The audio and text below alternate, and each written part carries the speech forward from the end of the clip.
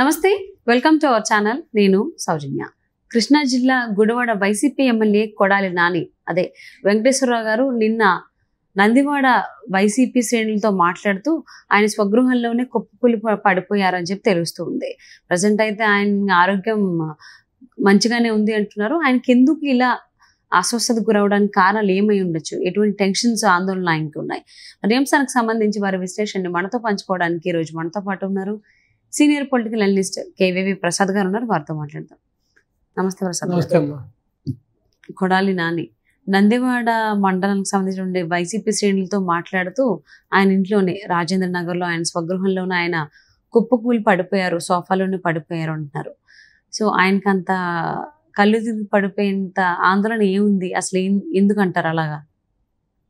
ఇప్పుడు కళ్ళు తిరిగి పడిపోయాడంటే ఒకటి ఈ జగన్మోహన్ రెడ్డి బ్రాండ్స్ అయినా తాగాడేమో, లేకపోతే ఓటమి భయంతో పడిపోయాడు, లేదు ఇన్ని రకాలుగా ఇంతమందిని మనం మాటలతో హింసించాం, అనరాని మాటలు అన్నాం ప్రతిపక్ష నాయకుల్ని, ఇటు పవన్ కళ్యాణ్ గారి కుటుంబ సభ్యుల్ని కానీ, ఇటు లోకేష్ బాబుని కానీ, చంద్రబాబు నాయుడు గారి సతీమణిని కానీ, ఈ విధంగా. సో ఎవరు వైసీపీని ప్రశ్నించినా, ఎవరు జగన్ని ప్రశ్నించినా కూడా ఒంటికాల మీద లేచి సభ్య సమాజం తలదించుకునేలాగా అసభ్య పదజాలంతో, అంటే ఈవెన్ తన కుటుంబ సభ్యులు, తన ఇద్దరు బిడ్డలు, తన భార్య, తన తల్లి తండ్రి కూడా సిగ్గుపడేలాగా, అసలు వీడిని మనం కన్నామా, వీడు మన బిడ్డేనా, ఏమిటి భాష, ఏమిటి వ్యవహార శైలి, ఏమిటి వీడిది నోరా లేకపోతే మన డ్రైనేజ్ మోరా అని సిగ్గుపడేలాగా ప్రవర్తించిన నాని ఈ మధ్య మైకు మోగపోయింది, నాని గొంతు మోగపోయింది. సో ఒక విధంగా చెప్పాలంటే ఉప్పు తిన్నవాడు కంపల్సరీ మంచినీళ్ళు తాగాలని చెబుతారు సామెత. ఉప్పు తింటే మంచినీళ్ళు తాగాల్సిందే కదా. సో అదేవిధంగా ఇన్ని తప్పులు చేసి ఇంతమందిని దుర్భాషలాడిన నాని రేపొద్దున్న గవర్నమెంట్ మారబోతుంది, మా గవర్నమెంట్ ఓడిపోతుంది, నేను ఓడిపోతున్నాను, మా వైసీపీ గవర్నమెంట్ అధికారం కోల్పోతుంది, రేపొద్దున నా పరిస్థితి ఏంటి? సో ఆల్రెడీ రెడ్ బుక్ అంటున్నాడు లోకేష్ బాబు. సో రెడ్ బుక్లో నాది కూడా మెయిన్ ప్రైమ్లోనే ఉంటుంది, నా పేరు కూడా. సో రేపొద్దున నేను చేసిన అవినీతి, నేను చేసిన భూ కబ్జాలు, నేను చేసిన ఈ యొక్క సివిల్ సప్లైస్లో చేసిన ఈ స్కాములు, ఎన్నిటికి ఏ శిక్ష ఇస్తారు, ఏ విధంగా ఉంటుంది పర్యవసానాలు, ఇవన్నీ బహుశా ఆలోచించమా చిన్న మెదడు హ్యాంగ్ అయిపోయి కూడా కళ్ళు తిరిగి పడిపోయి ఉండొచ్చు. సో రేపొద్దున జరగబోయే పరిణామాల్ని, జరగబోయే తనకి ఎదురయ్యే ఒక సంఘటనల్ని అన్నిటిని తలుచుకుని కూడా ఆ భయంతో కూడా జ్వరం వచ్చి ఫీవర్ ఎక్కువైపోయి కూడా కళ్ళు తిరిగి పడిపోయి ఉండొచ్చు. సో ఏదేమైనా సరే దీన్ని బట్టి అర్థమవుతుంది ఏంటంటే అమ్మ, తప్పు చేయకుండా ఓన్లీ విధి విధానాల మీద మాట్లాడి, ఇప్పుడు ఇవాళ మీరు అధికారంలో ఉన్నారు, రేపొద్దున ఇంకొకళ్ళు అధికారంలోకి వస్తున్నారు. సో ఎవరు అధికారంలో ఉన్నా ఎవరు లేకపోయినా ఆ యొక్క ఎదుటి వ్యక్తి లేకపోతే ఆ యొక్క వ్యవస్థ చేస్తున్న తప్పిదాల గురించి మాట్లాడితే తప్పులేదమ్మా. వ్యక్తుల గురించి, వాళ్ళ యొక్క పర్సనల్ లైఫ్ గురించి, వాళ్ళ వ్యక్తిగత విషయాల గురించి, వాళ్ళ ఇంట్లో ఆడవాళ్ళ గురించి కూడా మాట్లాడితే చివరికి ఇలా భయపడి చివరికి గుండెకి చస్తారు కూడా కొంతమంది. మీరు చూసారు కదా చాలామందిని, కొంతమంది అదే టెన్షన్లో ఉండి, ఇప్పుడు సడన్గా కొంతమంది చూసుంటారు, ఎవరైనా ఒక ప్రాణమిత్రుడు ఏదైనా గౌక్కుని యాక్సిడెంట్ ఇద్దరు వెళ్తున్నప్పుడు చచ్చిపోతే అది చూసి హఠాత్తుగా ఇతనికి కూడా గుండె ఆగిపోద్ది. లేకపోతే ఎంతో ప్రేమగా ప్రేమించిన వాళ్ళ బిడ్డ ఏదైనా చనిపోతే సడన్గా ఆ తండ్రి చనిపోయిన రోజులు ఉన్నాయి, తల్లి చనిపోయిన రోజులు ఉన్నాయి. సో ఈ విధంగా ఏంటంటే ఇది మంచిది కాదు, సమాజానికి మంచిది కాదు, అసలు ఇప్పుడున్న ఈ సమకాలీన రాజకీయ వ్యవస్థ కూడా మంచిది కాదు. ఈ విధంగా భగవంతుడు నోరిచ్చింది ఎందుకమ్మా? మంచి మాట్లాడడానికి, మంచి చేయడానికి. సో మంచి పదార్థాలని మనం స్వీకరించడానికే కదా, అంతేగాని ఇప్పుడు అసిద్ధాన్ని అయితే స్వీకరించం కదా, అది మన శరీరంలోంచి వచ్చిందే కదా, మందే కదా, దాన్ని ఎందుకు బయటికి పంపించాలి, మళ్ళీ దాన్ని స్వీకరిద్దామని స్వీకరించం కదా.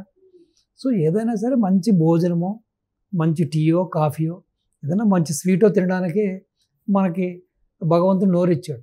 సో ఈ విధంగా నీచాతి నీచంగా మాట్లాడి అసలు తండ్రి వయసు ఉన్న చంద్రబాబు నాయుడు గారిని కూడా ఏకవచ సంబోధనతో నోటుకు వచ్చినట్టు వాడు వీడు అసలు చందాలమైన భాష సో మాట్లాడి ఇప్పుడు ఈ విధంగా నాకు తెలిసి మదన పడుతున్నాడని. ఇప్పుడు ఆల్రెడీ తన కొలిగ్ ఎవరైతే ఉన్నారో వంశీ అమెరికా డల్హౌస్ పారిపోయి అక్కడున్న ఫ్రెండ్స్ అందరినీ అరే బాబు మీరు ఎవరో ఒకరు హెల్ప్ చేయండి, నన్ను బీజేపీలో చేర్చండి, రేపు పొద్దున గవర్నమెంట్ వస్తే నా పరిస్థితి ఏంటి, నన్ను ఏదైనా చేస్తారేమో, నన్ను లోపలేస్తారేమో, నన్ను శిక్షిస్తారేమో అని చెప్పి ఇప్పటికే డల్లాస్ వీధుల్లో వాడు పిచ్చి పట్టినట్టు తిరుగుతున్నాడు.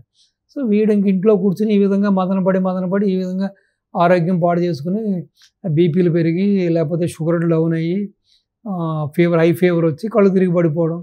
సో ఏంటంటే కాస్త ఇంగితం ఉండాలి. అధికారంలో ఉన్నా లేకపోయినా నా ఇంట్లో నేను నా భార్య బిడ్డలతోటి ప్రశాంతంగా ఉండాలి.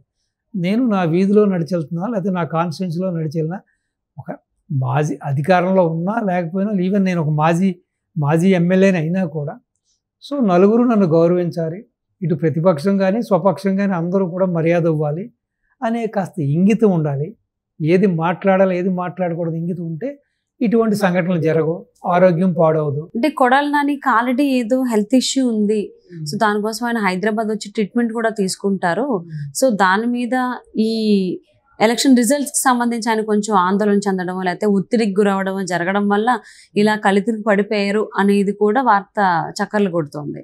సో అది ఎంతవరకు వాస్తవం అంటారు? అంటే హెల్త్ ఇష్యూ ఉందో లేదో అని చెప్పి మనం ఏం చూడలేదు, లేకపోతే అతనికి వైద్యం చేసిన డాక్టర్తో మనం మాట్లాడలేదు.